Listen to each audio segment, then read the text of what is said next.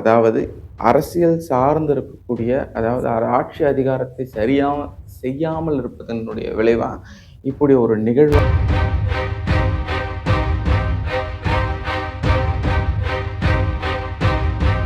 வருஷமா இருக்கக்கூடிய சட்டம் ஒழுங்கு பிரச்சனைகள் சரியாகும் போது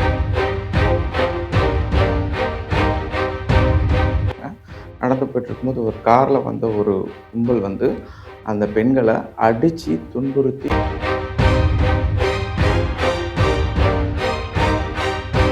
அந்த பகுதி வாழ் மக்கள் அந்த பகுதியில் இருள் சூழ்ந்து இருக்கு, சரியான முறையில் தெருவிளக்கு இல்லாமல் இருக்குது. அதே போல்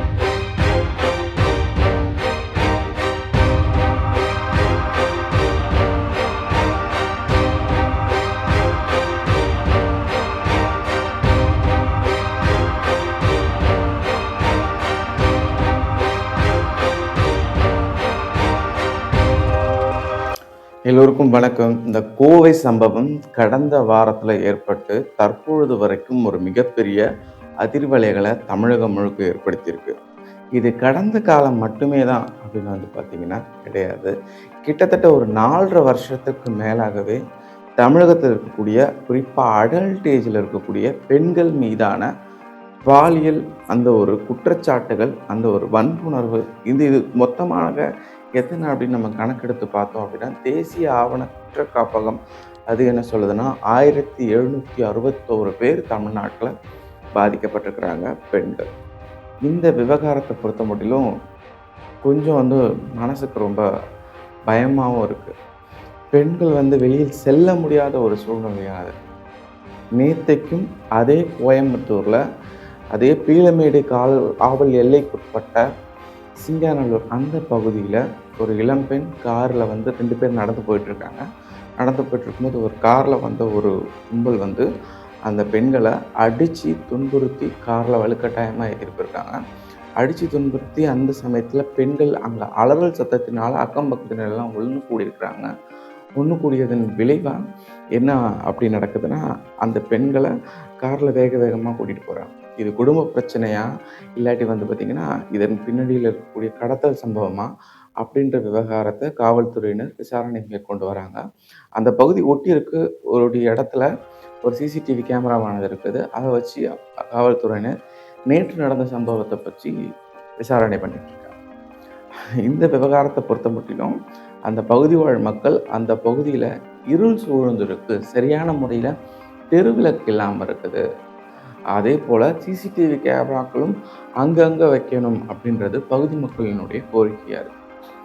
இதே சூழலில் கடந்த வாரம் ஏற்பட்டிருக்கக்கூடிய அந்த ஒரு நிகழ்வை பொறுத்த மட்டிலும் ஒரு பெண் ராத்திரி 11 மணிக்கு விமான நிலையம் அருகில் இருக்கக்கூடிய ஒரு இடத்துக்கு போகிறாங்க. இந்த விவகாரத்தை பற்றி பல பேர் பல விதமாக பேசிகிட்டு இருக்காங்க. குறிப்பாக திமுக அரசாங்கத்திற்கு முட்டு கொடுக்கும் விதத்தில் பல பேர் அவங்களுடைய கருத்துக்களை சொல்லிட்டு இருக்காங்க. அதாவது அந்த பெண் 11 மணிக்கு ஏன் அந்த இடத்துக்கு போனாங்க?